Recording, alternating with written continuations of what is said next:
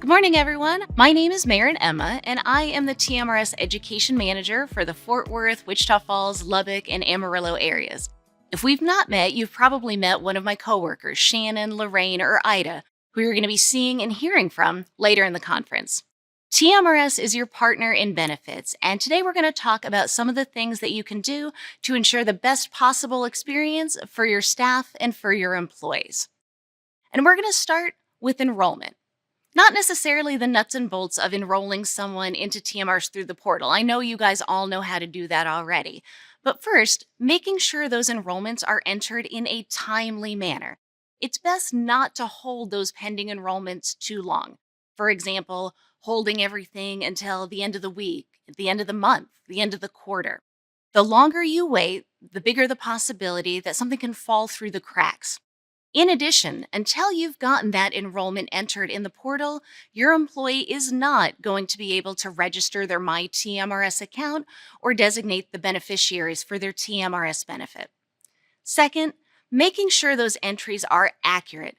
Double and triple checking, making sure your employee's name is spelled correctly, making sure their date of birth is entered correctly and that you've not transposed a digit, making sure you're entering an address, a phone number, and especially an email address in their profile. If you've got something entered incorrectly, it can hamper their ability to register their My TMRS account. In addition, if you've got their date of birth entered incorrectly, that is going to impact not only potentially their eligibility for benefits, but also how those retirement benefits are being calculated. Third, verification of eligibility. You guys all know if someone is in a position that normally requires 1,000 hours or more per year of work, they're eligible for TMRS and they should be enrolled. But how often are you reviewing and updating those job descriptions and classifications? Is it possible that you've got someone enrolled in TMRS who's no longer eligible? Or do you have someone who was not eligible for TMRS when they were first hired? But over the years, their job duties, job descriptions, and responsibilities have substantially changed, and now their position is eligible for participation. If you do identify an error, please contact TMRS as soon as possible. Notify our city services team and they can help you with that correction of error. But remember, we only have a finite window of opportunity to process that correction. We can only go back 4 years into the past. And finally, remember, once you've enrolled someone into TMRS in the TMRS City portal, make sure you're taking whatever actions you need to outside of the portal to make sure those payroll contributions are calculating correctly and that they're being accurately deducted from your employees' paychecks. Now, once you've gotten your employee enrolled into TMRS, some things you're going to want to do with them or conversations you're going to want to have with them.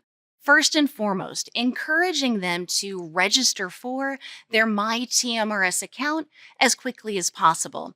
And maybe even doing a check in a few weeks into their employment to make sure they've gotten registered.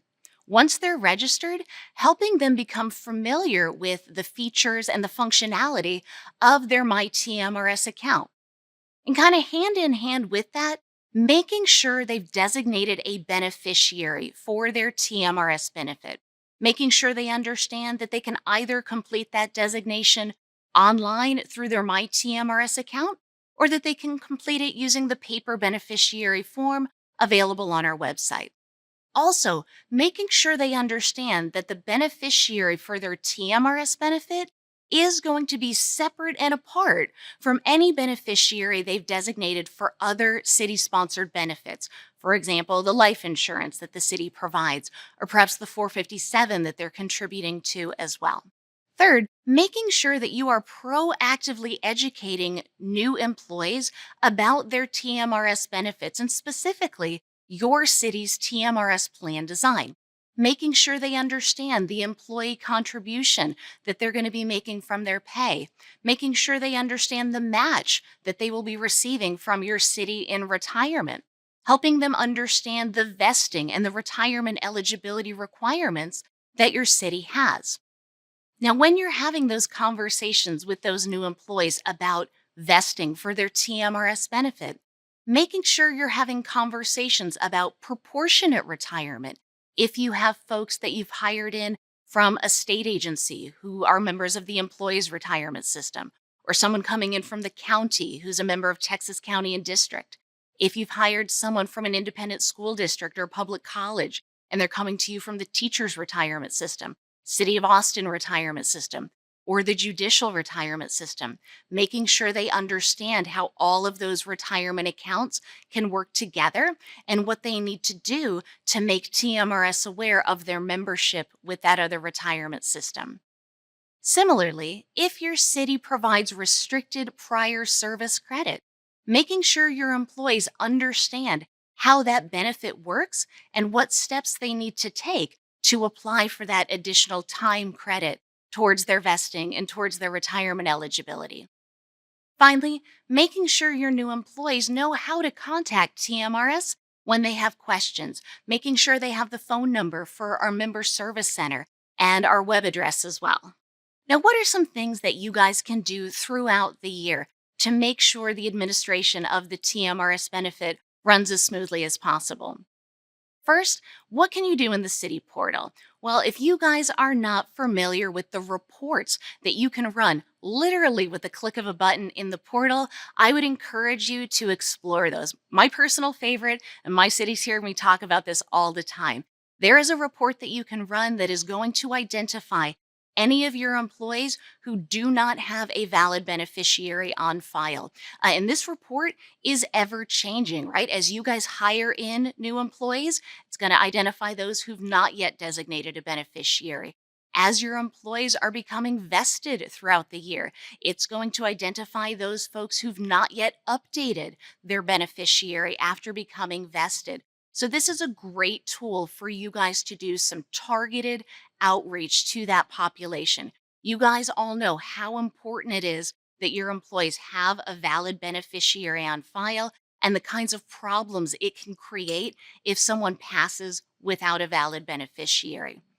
Also, for those of you who are the portal administrator for your city, making sure that you're going in on a regular basis to review and update your city's contacts, right? As you're hiring new folks into the city, or people are leaving, or roles and responsibilities are changing, or people's contact information is changing, making sure those TMRS contacts are up to date. Now, I touched on this next one already, but it bears repeating. Making sure that you are regularly reviewing and updating the job descriptions and classifications for your staff to make sure that you have a handle on which positions are and which positions are not TMRS eligible. Third, making sure that you're taking advantage of the trainings that TMRS provides to you as HR staff and also to your employees throughout the year. The webinars, the seminars, the training conferences. So, just making sure that you are aware of them and that you're educating your employees about their availability as well. Finally, TMRS communications, making sure that you are aware of what is going out from TMRS to your city staff and also to your employees as well, right? Things like newsletters, things like the annual TMRS account statement, and any ad hoc communications. That way, if one of your employees comes to you with a question, they say, "Hey, I got this in the mail," or "Hey, I got this email from TMRS. What does it mean?" You're already familiar with it. All right, we're going to switch gears a little bit and we're going to talk a little bit about the things you can do, and the things you should do, and maybe even the things you should not do when one of your employees leaves. Number one thing, if you have an employee who's separating and they are not yet vested, we hear time and time again, employees will tell us, "I left my job, I refunded my TMRS account because my employer said I had to. I was required to, because I was not vested with them."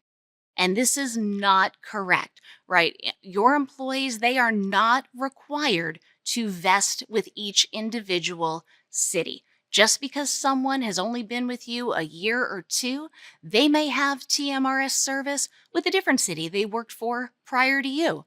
Or they may be leaving your city and going to a different TMRS city. Or they may have time with one of those proportionate retirement systems. They've got state time, they've got county time, they've got time with a college or an ISD. Or they may be leaving to take a position with an entity that participates in a proportionate program. And even if none of those things are true right now, an individual who's not vested with TMRS, they can leave their account with us for up to 5 years. And that account is going to remain active, and that account is going to continue accruing interest for them. So they may take a position 2 years down the road or 4 years down the road that can help them with their ultimate vesting with TMRS. So please do not ever tell anyone that they are required to refund their TMRS account balance when they separate. Now, if you do have someone who is leaving your employ and they decide that they do want to take a refund of their TMRS account balance or roll that money over into another retirement account, please make sure that you are educating them about the different ways that they can submit that application, right? They can either do a paper application or they can complete their application online through their My TMRS account. And that is going to be their choice, right? Please don't discourage them from using the channel that they feel most comfortable with. For example, please don't tell people, oh, we don't do the paper form anymore. You are required to do it online, or vice versa. Now, once you get a refund application from one of your employees, you guys all know you are going to have to certify that application. And I know there can be some confusion about the information that we're requesting with that certification, right? It asks for the final payroll contribution report. And, I've gotten the question from my cities, are you asking for the report, what month it's for, the month that I'm sending it to you? Honestly, the way that I remember it, we're asking for the month that individual received their final paycheck from your city. So if someone's last day on the job was September the 26th and they got their last paycheck from you on October the 3rd, right? You're going to enter October as the final payroll contribution report on their refund application. That's going to be the report for the month of October that you're sending in to us no later than November the 15th. And then finally, making sure you're kind of setting appropriate expectations with those individuals who are separating, who want to refund or roll over the balance in their TMRS account. Remember, we cannot close that account and refund the money to the participant until we have received the final contribution into the account.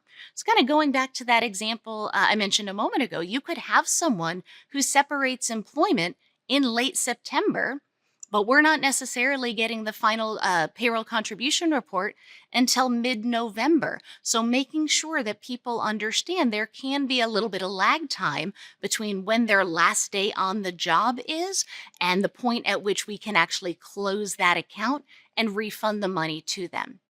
And then finally, making sure people understand the eligibility to refund their account balance.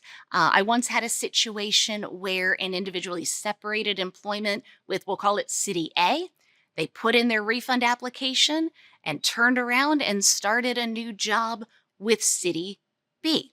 Um, our retirement benefit, it does not allow for what the IRS considers to be in-service distributions of funds. So we had this pending refund application for this member, and the refund hadn't processed yet.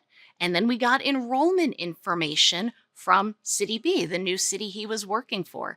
And that did cancel his pending refund because he wasn't eligible to take a distribution of the funds any longer. And that was an unwelcome surprise for this individual. They had moved across the state and were depending on that money for their relocation expenses. Now, let's talk a little bit about those employees who are separating employment and also retiring. What are the things that you can do to help them through that process? First, making sure you understand those estimates that they are generating in their MyTMRS account and that you're generating for them in the portal. Not just the nuts and bolts of how to create an estimate, but making sure that you understand and can explain to them what the different retirement benefit options mean, how they work, how TMRS calculates the projected retirement benefit, how to explain it if someone comes to you and says, "I ran an estimate and half of the options just say NA next to them for those survivor options." How to explain it if someone comes to you and says, "I was looking at my partial lump sum and the 36-month calculation isn't coming out the way I think it should be," right? So making sure you understand what's going into those estimates. Second, educating your employees about the pre retirement consultations that TMRS offers. These are by no means required for your employees, but they can come in handy if you have someone who has some in depth questions about their retirement benefit and the retirement application process. We offer these consultations virtually through Zoom, and we also offer them in person at our offices in Austin. And your employees can find the calendar of availability and schedule their pre retirement consultation from the public TMRS website. Now, if you have an employee who would like a pre retirement consultation, but the available dates just aren't kind of fitting in with their schedule, remind them they can always contact TMRS by phone and have a conversation with one of the analysts in our member service center at any time during normal business hours, of course. Now, once you've got someone, they've run their estimates, they've had their consultations, they've had their conversations with TMRS, they're ready to apply for retirement.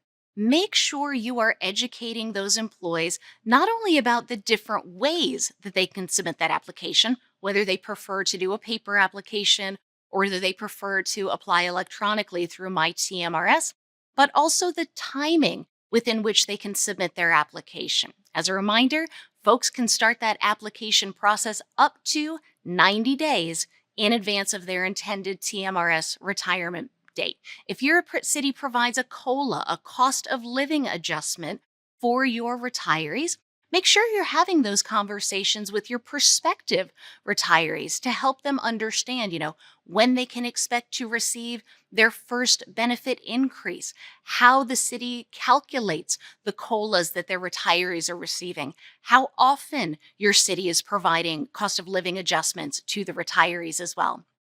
And finally, and this is a big one, right? If you have someone who's thinking about returning to work after retiring, or you're considering hiring a TMRS retiree to come work at your city, couple of things. Big one here, making sure that you and they know whether or not the position you are considering hiring them for is a TMRS eligible position. If you are thinking about hiring a retiree from another TMRS city, make sure you know what their TMRS retirement date with that other city was. Not just the date that they separated employment, but what was their TMRS retirement date. If you are thinking about hiring someone back who used to work for your city, number one, making sure that there is actually a bona fide separation of employment and that there has not been any sort of prearrangement, whether it is explicit or whether it has been implied for their rehire. There's a lot of different kind of wheels that are in motion when it comes to hiring a TMRS retiree. And if you're not careful, you may end up in a situation that has negative consequences for that individual. Their retirement with TMRS could be canceled before it even starts. Their benefit could be suspended and they may not be eligible to receive it any longer if they're back working for your city. So if you or any prospective retirees or prospective hires have any questions, please encourage them to contact TMRS so that we can talk them through the specifics of their situation so that they can make a good informed decision for how they want to move forward. And finally, don't forget to partner with your TMRS education manager. That would be myself, Shannon, Ida and Lorraine, we are happy to work with your city to attend your benefit fairs, your open enrollment fairs, to schedule TMRS educational events, retirement seminars, presentations. We can do them in person, we can do them virtually, we can do webinars. We are a resource that is available to you as the TMRS City Plan administrators. We're a resource that is available to your employees anytime they have questions or issues or concerns. If you do want to schedule TMRS to come out to your city or schedule a virtual event for your city, you can always reach out directly to your area's education manager, or you can email our group email box, which is education@tmrs.com. And it goes without saying, the more advance notice you can provide about the event, the more likely it will be that we can accommodate your request, right? We love coming out and visiting with you and meeting with your employees. However, there are only 4 of us, and we're currently at 944 participating TMRS cities. So we do find ourselves in situations occasionally where there are more events scheduled on a particular day than staff we have available to facilitate the event. So the more advance notice you can provide, the more flexibility you have with the scheduling of your event, the more likely it's going to be that we're going to be able to accommodate that for you. Thank you guys again for attending this year's annual city training conference. I hope you'll stick around. We've got several more presentations coming, as well as an interactive Q&A and roundtable discussion that I think you guys are going to find really enlightening. Enjoy the rest of your day.